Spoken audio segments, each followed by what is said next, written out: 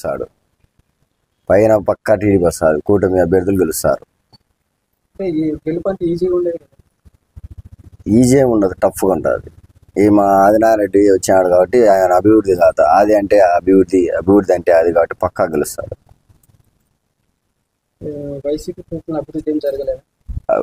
YCP ప్రభుత్వంలో జరిగింది mafia, ఇసుక దందాలు, కరప్షన్ మొత్తం అయ్యాయి. అభివృద్ధి అంటే నీళ్లు, అది జరిగింది. అభివృద్ధి అది చెప్పుకొని బట్టలు నొప్పునో చెప్పుకుంటానంతే.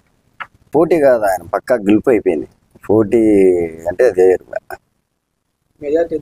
మెజార్టీ మినిమం 50,000 వస్తారు.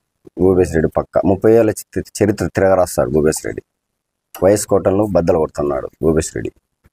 గూడెం గ్రామం మొత్తం సమస్యలే, రోడ్డు, నీళ్లు, రాజీవ్నగర్లో నీళ్ళ సమస్యలు, రోడ్డు తవ్వకతకలు, కుళాయిలు, వాళ్ళే పైపులు పగలగొట్టుకోవడం, వీధి లైట్లు, చాలా ప్రాబ్లమ్స్ ఉన్నాయి.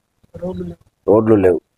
చెప్పుకుంటూ పోతే సిమెంట్ రోడ్డు టీడీపీ ప్రభుత్వంలో వేసింది, ఇంతవరకు ఒక్క నాయకుడు కానీ ఒక్క ఎమ్మెల్యే కానీ వేసింది లేదు. మొత్తం జరిగింది, అభివృద్ధి జరిగిందంటే టీడీపీ ప్రభుత్వం అని.